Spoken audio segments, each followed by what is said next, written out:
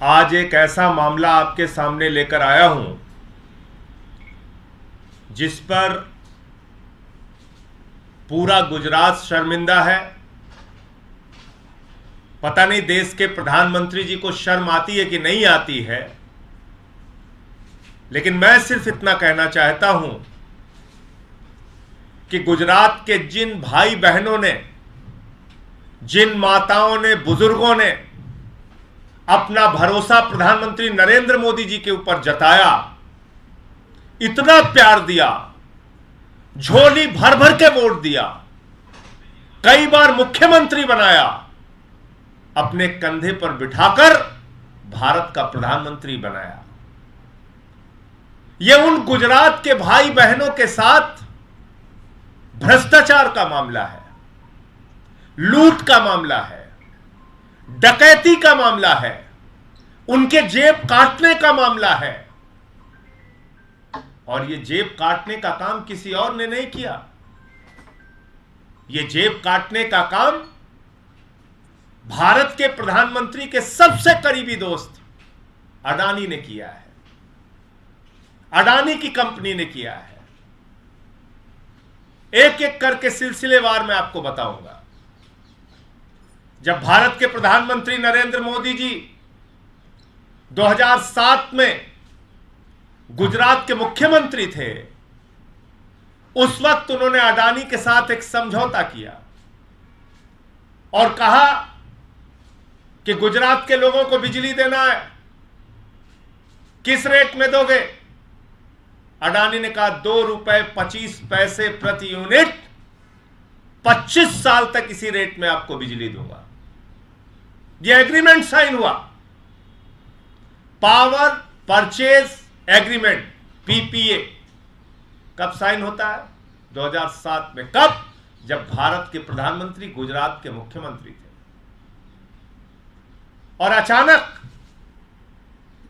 वो अडानी अपने वादे से पलट जाता है, वो अडानी अपने समझौते से पलट जाता है, वो अडानी अपने किए गए एग्रीमेंट से पलट जाता है।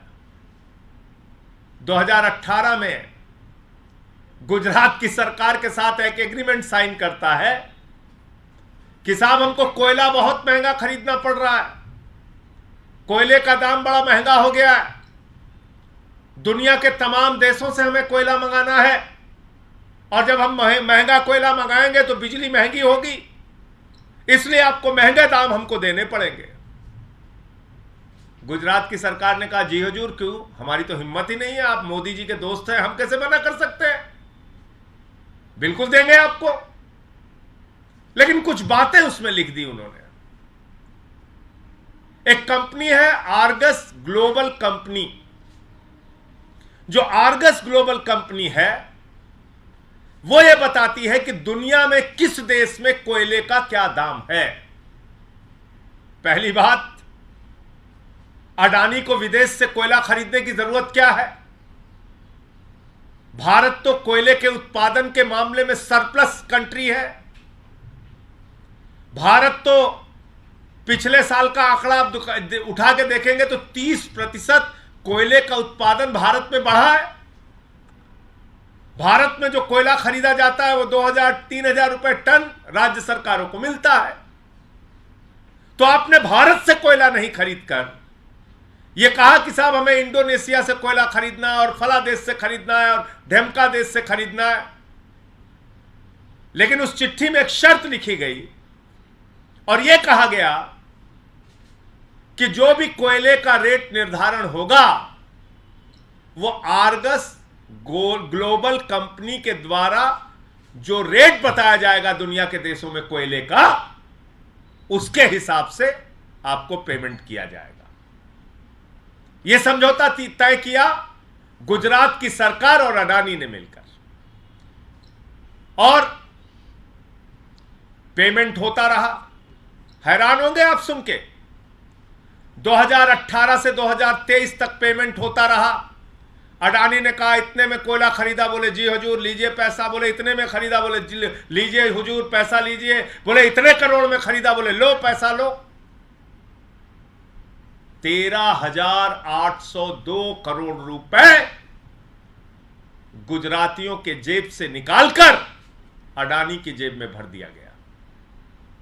जो भी अनाप शनाप रेट बताया, हैरान करने वाली बात है कि इतनी शक्तिशाली गुजरात की सरकार, एक गुजरात के मॉडल की बात करने वाली गुजरात की सरकार, कोई अडानी की कंपनी वाला जाके कहता है हम इतने करोड़ में कोयला खरीद रहे हैं, सरकार मान जाती है। वो आर्गस कंपनी के ग्लोबल रेट से वेरीफाई नहीं करती, वो जांच नहीं करती कि आर्गस का क्या रेट था, क्या बता रहा था वो उस वक्त की इंडोनेशिया में कितने का कोयला था। कोई वेरिफिकेशन नहीं, कोई जांच नहीं। अडानी ने बिल बना के दिया, पेमेंट हो गया। फिर आपको याद है हिंडनबर्ग की रिपोर्ट आ गई। हिंडनबर्ग की रिपोर्ट ने बताया इतना भ्रष्टाचार हुआ है, इतना भ्रष्टाचार हुआ है, इतनी लूट हुई है, अडानी ने इतना भ्रष्टाचार किया है। सुप्रीम कोर्ट में मामला पहुंच गया। जब सुप्रीम कोर्ट में मामला पहुंच गया तब गुजरात सरकार के लोग घबराए।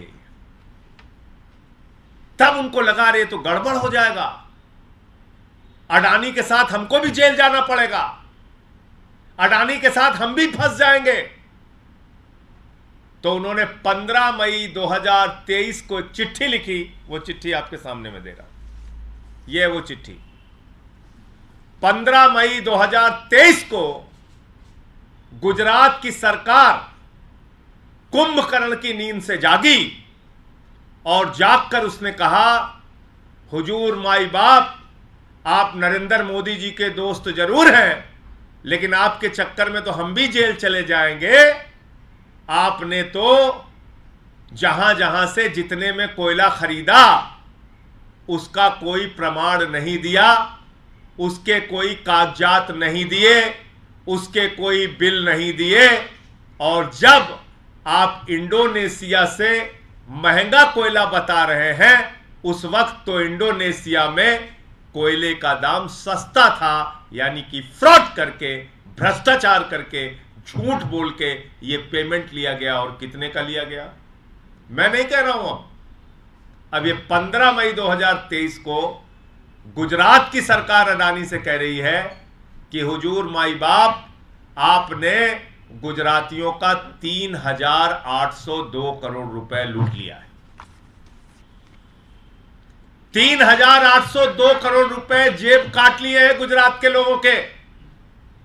ये पैसा वापस कीजिए।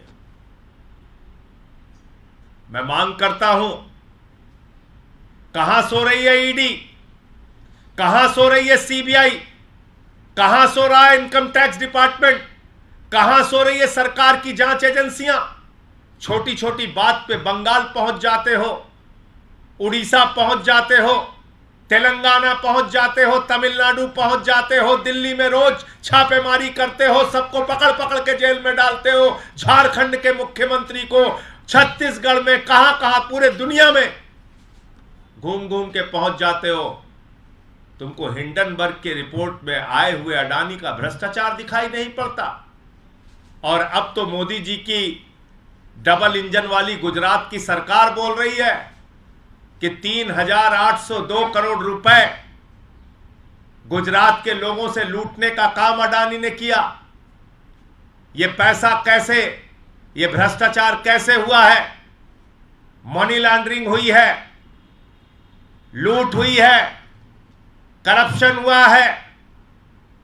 ईडी, सीबीआई तमाम जांच एजेंसियों को पकड़कर, पहुंचकर इन लोगों को पकड़कर गिरफ्तार करके जेल में डालना चाहिए।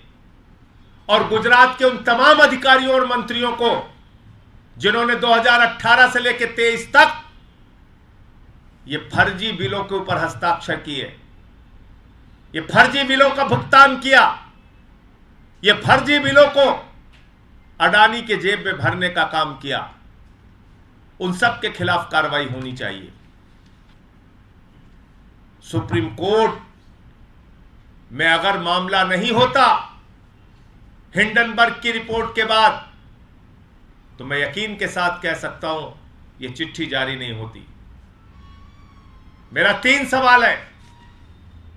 जब 2007 में 25 साल तक 2 रुपए 25 पैसे की प्रति यूनिट बिजली देने का एग्रीमेंट साइन हुआ था, तो 2018 में किसके दबाव में, किसके कहने पर वो एग्रीमेंट परिवर्तित हुआ और ज्यादा दाम देने की बात तय हुई।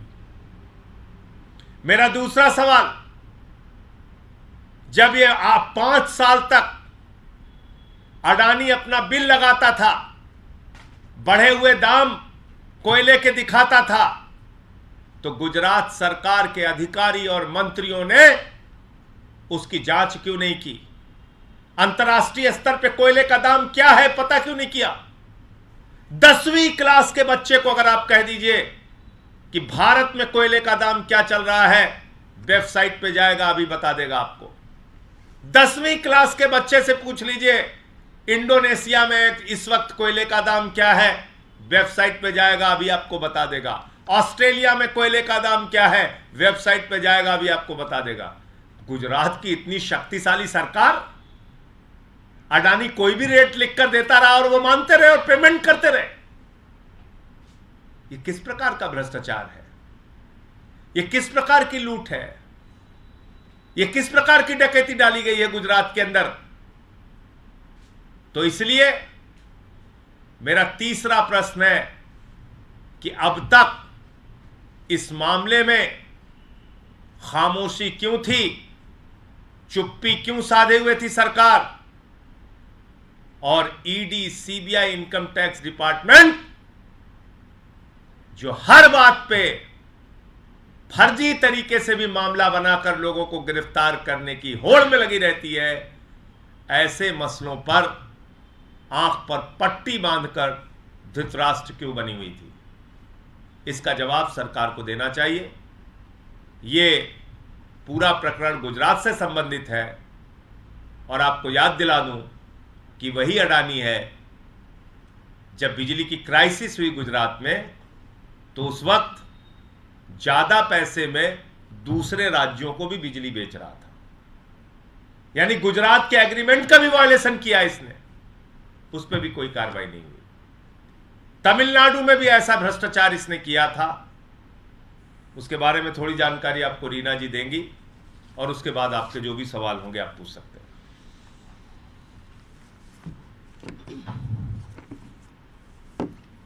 अभी आपको माननीय सांसद संजय जी ने बताया कि किस तरह से अडानी का भ्रष्टाचार गुजरात में चल रहा है, लेकिन ऐसा लग रहा है कि गुजरात नहीं, मोदी जी ने अडानी को खुली छूट दी हुई है कि पूरे देश में जहां चाहो, जितना पैसा जहां से लेने का मन है ले लो, तुम मेरे परम मित्र हो, जहां से खाना चाहो वहां से खाओ।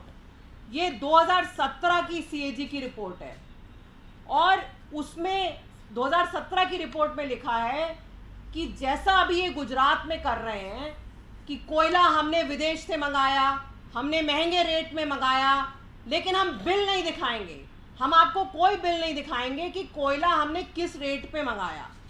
ठीक उसी तरह का कांड इन्होंने 2017 में तमिलनाडु में किया और सीएजी की रिपोर्ट में लिखा है कि जो सीएजी ने 297 कोयले के इंपोर्ट चेक किए अडानी के, उसमें से 176 में कंट्री ऑफ ओरिजिन, मतलब कोयला कहाँ से आया उसका सर्टिफिकेट नहीं लगाया।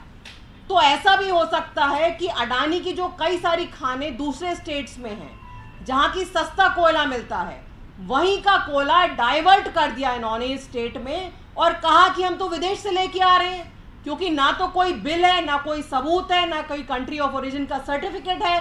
तो ये तो सिर्फ क्योंकि मोदी जी की इन पे कृपा है और मोदी जी का सर्टिफिकेट है कि अडानी जो पैसा मांगे आपसे, देश की सारी एजेंसियां, सारी, चाहे गुजरात उद्योग निगम लिमिटेड हो, चाहे कोई और हो, सब अडानी का पेमेंट करते रहें।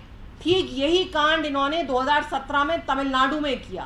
तो इसकी जांच होनी चाहिए कि कैसे पूरे देश में जो लोगों को महंगी बिजली लेनी पड़ रही है, आज की तारीख में गुजरात में 8 रुपए प्रति यूनिट की बिजली दी जा रही है, वहीं दिल्ली में और पंजाब में जहां आम आदमी पार्टी की सरकार है, वहां पे 200 यूनिट और 300 यूनिट हम फ्री में दे रहे हैं, क्योंकि दिल्ली और पंजाब में कोई अडानी नहीं है खाने के लिए।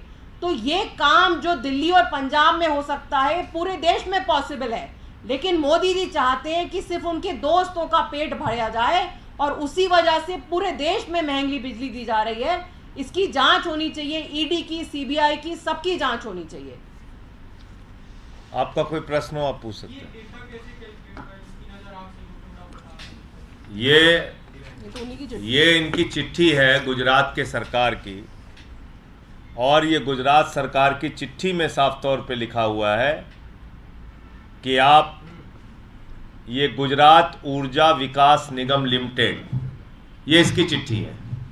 और कब लिखा है इन्होंने, तारीख बिल्कुल ध्यान से सुनिएगा, 15 मई 2023 को, जब सुप्रीम कोर्ट में कार्रवाई चल रही है अडानी के खिलाफ, सेबी जांच करने के लिए कहा गया है, सेबी जांच कर रही है। जब लगा कि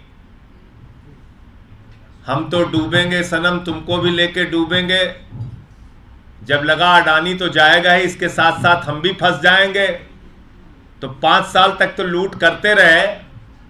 लेकिन जब सुप्रीम कोर्ट में मामला गया तब इन्होंने ये चिट्ठी लिखी कि भैया 3,802 करोड़ रुपया आपने हमसे ज्यादा वसूल लिया है और इसको वापस करिए हमारा। 5 साल तक नहीं चेक किया, 5 साल तक ये नहीं जानने की कोशिश की कि ये कोयला कितने दाम में आ रहा है, जो कि 10वीं का बच्चा भी अगर कोई लगा देती गुजरात की सरकार की, बेटा जरा पता करके बताओ कोयले का रेट इंडोनेशिया में क्या है या भारत में क्या है, तो बड़े आराम से पता चल जाता। सुप्रीम कोर्ट में मैटर नहीं जाता तो अभी 5 या 10 साल चलता रहता, फिर तो लगातार चलता रहता। मैंने तो आपको बताया, ये तमिलनाडु का सीएजी रिपोर्ट अभी आपके सामने रीना जी ने बताया। आप बताइए ना, गुजरात के लोगों को 8 रुपए 20 पैसे प्रति यूनिट बिजली मिलती है। दिल्ली में हम 0 बिजली का बिल देते हैं, पंजाब में हम 0 बिजली का बिल देते हैं, क्योंकि हम कोई करप्शन नहीं करते, भ्रष्टाचार नहीं करते। और वहां बिजली 8 रुपए 20 पैसे प्रति यूनिट दी जा रही, वो तो अलग बात है। जो दाम लिया जा रहा है उसके पीछे भी एक करप्शन है। ये कह के कहा जा रहा है कि साहब हम बाहर से महंगा कोयला मंगा रहे हैं, इसलिए आप हमको ज्यादा दाम दीजिए, भले ही हमने 2 रुपए 25 पैसे का एग्रीमेंट किया है सरकार से। यह अलग तरह का भ्रष्टाचार है। जब आपने 2007 में 25 वर्षों के लिए 2 रुपए 25 पैसे में बिजली देने का एग्रीमेंट साइन किया है, तो 2018 में गुजरात की सरकार ने कैसे कह दिया कि साहब ठीक है आप महंगा कोयला लाइए, हम आपको महंगा दाम देंगे। अच्छा, 5 साल तक आप पेमेंट करते रहे, 4,000 करोड़ रुपए आपने निकाल के दे दिया है, तो पकड़ में आया है क्योंकि कोई रास्ता नहीं था। और ये पकड़ में कैसे आया? जब उन्होंने मामला देखा कि फंस रहे हैं, पुराने रेट देखे, आर्गस का इंडेक्स चेक किया, तो पता चला कि साहब जब इंडोनेशिया से इनका कोयला बताया जा रहा है कि ये इंडोनेशिया से कोयला लेके आए, उस वक्त तो इंडोनेशिया में दाम सस्ता था, इन्होंने महंगा दिखाया। तो भागने का कोई रास्ता था नहीं। अडानी से जुड़े मामलों में आपने पहले भी कंप्लेंट किया कि इस मामले को लेकर भी आप इस पे भी कंप्लेंट करेंगे, इस उम्मीद के साथ कि ईडी और सीबीआई कोई कार्रवाई नहीं करेगी, फिर भी कंप्लेंट करेंगे। संजय जी, ममता बनर्जी ने आज कहा है, फिर भी कंप्लेंट करेंगे। देखिए 2014 के बाद इस देश में मोदी वॉशिंग पाउडर आया है, तो उस वॉशिंग पाउडर का एक ही मकसद है, जो भ्रष्टाचारी मोदी जी से जुड़ा है उसको साफ सुथरा करके राजा हरिश्चंद्र बनाना, और जो किसी विपक्ष की पार्टी में है वो अगर अपने घर से सुबह निकलता है और रास्ते में कहाँ नाश्ता कर रहा है, कहाँ खाना खा रहा है, कहाँ मूवी देखा, उसकी सब की जांच हो जाएगी। कितना पेट्रोल इस्तेमाल किया, कितना डीजल इस्तेमाल किया, तो उसकी सबकी जांच हो जाएगी, वो जेल चला जाएगा। इसके भुक्तभोगी अकेले हम नहीं हैं, पूरे देश में सीबीआई ईडी का डंडा सिर्फ और सिर्फ उन्हीं लोगों के खिलाफ चल रहा है जो सरकार के खिलाफ आवाज उठाने का काम करते हैं। मैंने हिंडनबर्ग की रिपोर्ट के मामले में शिकायत दी है ईडी को, लिखित शिकायत दी है, आज तक कोई कार्रवाई नहीं हुई इस पे भी शिकायत देंगे। आपका भरोसा है ईडी पे, ईडी की जांच पे? देखिए ऐसा है अभी न्यायालय में एक मामला प्रकरण चल रहा है। ये बड़ा मुद्दा है, पॉलिटिकल, ये राजनीतिक मुद्दा है। ये मुद्दा है कि गुजरात के लोगों ने इतना प्यार दिया प्रधानमंत्री जी को, उनको देश का प्रधानमंत्री बनाया, गुजरात का मुख्यमंत्री बनाया, उन्हीं की जेब काटी जा रही है, उन्हीं गुजरातियों की जेब काटी जा रही है और प्रधानमंत्री कुछ नहीं बोल रहे हैं। और उनका सबसे करीबी दोस्त जेब काट रहा है।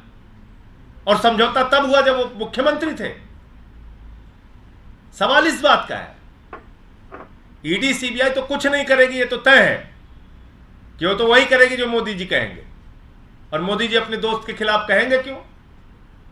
इतना गहरा रिश्ता है, जहाज में घूमते हैं दोनों लोग साथ साथ, क्यों बोलेंगे वो? तो इसलिए हाँ, हमारा नाम कहीं फर्जी डालना होगा डाल देंगे, आपका नाम डालना होगा डाल देंगे, किसी और को पकड़ना होगा पकड़ के डाल देंगे, फर्जी खबरें चलवाएंगे किसी के खिलाफ कि 17 फोन तोड़ दिया, 22 फोन तोड़ दिया, 52 करोड़ की संपत्ति मिल गई, कुछ भी बोलते जाएंगे किसी के भी खिलाफ कुछ भी। लेकिन जब मोदी के दोस्त का मामला आएगा तो आप देख लीजिएगा, ना ईडी, ना सीबीआई, ना इनकम टैक्स डिपार्टमेंट, सारे लोग धृतराष्ट्र बन जाएंगे। जब आप कह रहे हैं कि सब धृतराष्ट्र बन जाएंगे, सीबीआई और ईडी में कोई जांच नहीं होगी, तो फिर आप इस मुद्दे को कहां लेके जाएंगे, कैसे ये? देखिए, ये मैंने आपसे कहा, ये राजनीतिक मुद्दा है, ये जनता का मुद्दा है, जनता के साथ लूट हुई है।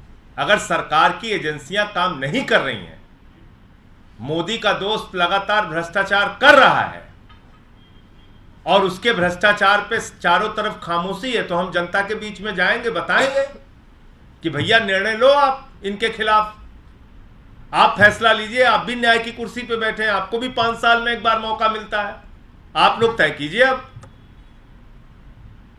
मतलब नौजवान को तो कहेंगे 4 साल के लिए बेटा अग्निवीर बन जाओ और -50 डिग्री टेम्परेचर में जाके सियाचिन में खड़े रहो और +50 डिग्री टेम्परेचर में जैसलमेर में जाके जलो, अग्निवीर बन जा बेटा, अग्निपथ पे चलो। लेकिन हमारा दोस्त अगर है अडानी, तो जो भी अनाप शनाप बिल वो दे दे, उसको भुगतान करेगी गुजरात की सरकार। 3800 करोड़ रुपए गुजरात के लोगों की जेब काट ली गई। इस पे क्यों नहीं बोल रहे प्रधानमंत्री जी? संजय जी, और एक सवाल है। आज ममता बनर्जी ने कहा है वेस्ट बंगाल में कि शायद मोदी जी इलेक्शन को प्रीपोन करें और दिसंबर में करवाएं, इसके ऊपर कोई प्रतिक्रिया? देखिए मोदी जी क्या करते हैं, वो विश्व गुरु हैं, महामानव हैं, कुछ भी कर सकते हैं, दिसंबर में करा सकते हैं, उससे पहले करा सकते हैं, कभी भी करा सकते हैं। तो 24 घंटे चुनाव के मोड में रहते हैं, उनके लिए ये सब मायने नहीं रखता कि मई में कराएं कि दिसंबर में कराएं। महामानव के लिए कुछ भी संभव है, वो कोई इसमें दिक्कत नहीं। और एक सवाल है संजय जी, और एक सवाल है कि जो इंडिया की जो गठबंधन की पार्टीज हैं, उनके बीच कोई स्ट्रॉन्ग कम्युनिकेशन हुआ है on strategy ahead, like seat sharing हो, स्टेट इलेक्शन और सेंट्रल? देखिए 2 मीटिंगें हुई, उसमें बहुत ही सार्थक चर्चा रही है और उसके बाद जो कुछ भी तय हुआ आप लोगों के सामने बताया गया, चाहे पटना की मीटिंग हो, चाहे बेंगलोर की मीटिंग हो। अब मुंबई में मीटिंग हो रही है, जितनी बातें अब तक हुई हैं उससे अब आगे बातें तय होंगी और वो भी जानकारी आपको दी जाएगी। मैं कह रहा हूँ ये कोई ऐसी बात नहीं है कि जिसको मैं आपसे इस प्रेस कॉन्फ्रेंस में बोल सकूं। बैठक होनी है 31 और 1 को। उस बैठक के बाद जो उस बैठक के परिणाम निकलेंगे, जो उस बैठक में तय होगा, बाकायदा प्रेस कॉन्फ्रेंस करके आप सबको जानकारी दी जाएगी। अभी उस पर कोई भी कमेंट करना या कोई बात करना वो जल्दबाजी भी होगी और गलत भी होगा। कमेंट का स्टेटस से जुड़ा हुआ है। बीजेपी हमेशा कहते रही मुफ्त की रोटी वाली बात। अब बीजेपी खुद जो है, जो मध्य प्रदेश है, वहां पर जो कांग्रेस के वादे थे उस टाइम के, उन्हें पूरा कर रही है, तो क्या आपको कॉपी कर रही है जिसको मुफ्त की रोटी बोलते हैं? देखो ये तो अब कितने दिन चुनाव रह गए, आप बताइए मुझे, कितने दिन चुनाव के रह गए? 3 महीने। तब आपको रक्षाबंधन याद आ रहा है, तब आपको बहनों का प्यार याद आ रहा है। 5 साल तक बहनों का प्यार नहीं याद आया आपको, तब 5 साल रक्षाबंधन नहीं हुआ मध्य प्रदेश के अंदर। तो क्या मध्य प्रदेश के लोग, वहां के मतदाता इतने मूर्ख हैं, वो नहीं समझ रहे कि किस कारण से पैसा दिया जा रहा है? तो एक होता है सरकार की नीयत, वो किस नीयत से आपके लिए काम कर रही है। अरविंद केजरीवाल जी मुख्यमंत्री बने 2015 में, अपने वादे उन्होंने एक एक करके वादे से ज्यादा काम, बिजली फ्री, पानी फ्री, शिक्षा फ्री, स्वास्थ्य फ्री, माताओं बहनों के लिए बस की यात्रा फ्री, सीसीटीवी कैमरों का जाल, मोहल्ला क्लिनिक, सारे काम किए उन्होंने। उसके बाद जब 5 साल पूरा हो गया तो उन्होंने कहा आपके बेटे ने अगर दिल्ली के लोगों के लिए 5 साल काम किया तो वोट देना, नहीं तो मत देना। बताइए आजादी के बाद किस मुख्यमंत्री ने ऐसा बोला है आज तक? तो नकली और असली में फर्क होता है। कुछ फसली नेता होते हैं, कुछ असली नेता होते हैं। फसली नेता होते हैं जैसे फसल का सीजन आया हुआ, पैदा हुए, फिर उसके बाद गायब। तो इसलिए अभी चुनाव का समय है, इसलिए उनको रक्षाबंधन याद आ रहा है, गैस का सिलेंडर याद आ रहा है, और लोगों की जो दुश्वारियां 5 साल तक रहीं वो याद नहीं आया। आपने इंडिया घटक दलों की बात की, संदीप दीक्षित का बयान है, उन्होंने कहा कि आम आदमी पार्टी मौके ढूंढ रही है कि घटक दलों से बाहर निकल जाए इंडिया घटक दलों से। वो ऐसे महान नेताओं के बारे में मैं कोई टिप्पणी नहीं करना चाहूँगा। बिहार चुनाव को लेकर भी काफी चर्चा चल रही है, पिछले दिनों भी काफी आम आदमी पार्टी ने बैठक भी की, लोकसभा चुनाव, विधानसभा चुनाव को लेकर रणनीति बन रही है। आम आदमी पार्टी का फिलहाल क्या स्टैंड है इस पूरी रणनीति पर? देखिए 2024 में नरेंद्र मोदी जी की भ्रष्ट और वो सरकार जिसने हर वादे पर जनता को धोखा दिया, उसको हटाना इंडिया गठबंधन का मकसद है। हर वादे पर धोखा मोदी जी ने दिया है और इसके कारण से सारे जो इंडिया गठबंधन के दल हैं उनका एक ही मकसद है कि इस सरकार को देश से हटाया जाए। और दूसरी बात, नफरत की आग में देश को झोंकने का काम किया है। मणिपुर हो, मेवात हो, कहीं भी हो, इन्होंने पूरे देश में नफरत का जहर घोलने का काम किया है। तो इसलिए भी ये सरकार हटनी चाहिए और हम लोग उसके लिए कटिबद्ध हैं, एक साथ हैं। पंजाब में गवर्नर ने एक पत्र लिखा हुआ है कि वहाँ पर राष्ट्रपति शासन, मतलब दिल्ली सेवा बिल के बाद ये आम आदमी पार्टी की दूसरी सरकार वहाँ पर है। देखिए ऐसा है कि इस प्रकार की कार्रवाई से जो हिटलर है वो भी बेचारा शर्मा गया होगा। हिटलर को भी शर्म आती होगी कि यार ये मोदी जी के राज्यपाल तो हमसे भी आगे निकल गए, चिट्ठी का जवाब नहीं दोगे तो राष्ट्रपति शासन लगा देंगे। सुना है आजादी के बाद कभी आपने ऐसा? ये मोदी जी के राज में हो रहा है, ये न्यू इंडिया है, ये मोदी जी का मॉडल है। चिट्ठी का जवाब नहीं दोगे तो राष्ट्रपति शासन लगा देंगे। लेकिन 2-2 साल से अगर पंजाब की जनता के जुड़ा हुआ बिल हमारे पास आएगा तो हम उसको सड़ाएंगे। बगल में ही हरियाणा है, मेवात जलेगा, हिंसा होगी, उस पर हम कुछ नहीं बोलेंगे। ये कर रहे हैं राज्यपाल, ये काम है उनका। और इसलिए राज्यपाल को यह समझना चाहिए कि वो देश के राजा नहीं हैं, वो गैर निर्वाचित केंद्र सरकार के द्वारा भेजे गए एक रबर स्टैंप है। इससे ज्यादा उनकी कोई हैसियत नहीं है। इसलिए अपनी हैसियत से, अपनी औकात से ज्यादा बातें नहीं करनी चाहिए। ये अच्छी बात नहीं। जो आपका काम नहीं है, आप बोल रहे हो कि हम चिट्ठी का जवाब नहीं दोगे तो हम राष्ट्रपति शासन लगा देंगे। और अगर 2 साल से तुम्हारे पास बिल पड़ा हुआ है पंजाब के लोगों के हितों से जुड़ा हुआ और उस पर अगर तुम साइन नहीं कर रहे हो तो तुमको तो 2 मिनट के अंदर बर्खास्त करके बाहर कर देना चाहिए वहां से। कैसे रह रहे हो राजभवन में? आप बताइए। मणिपुर जल रहा है, वहां के मुख्यमंत्री के खिलाफ कोई कार्रवाई नहीं होगी। और जो मुख्यमंत्री बिजली फ्री दे रहा है, मोहल्ला क्लिनिक बना रहा है, बाढ़ में घूम रहा है, लोगों की सेवा कर रहा है, उस भगवंत मान को चिट्ठी लिख रहे हैं हम बर्खास्त कर देंगे मुख्यमंत्री जी आपको। क्या मजाक है? वैसे शर्म तो है नहीं मोदी जी की सरकार में, लेकिन अगर जरा सा भी शर्म है तो कम से कम इसका संज्ञान लेना चाहिए और महामहिम राष्ट्रपति जी को जरूर लेना चाहिए। ऐसे राज्यपाल आपने बिठा रखे हैं जिनको 5 पैसे की अकल नहीं है। वो मुख्यमंत्री को चिट्ठी इस प्रकार से लिख रहे हैं, खुद कोई काम करते नहीं हैं, तो बहुत ही शर्मनाक है।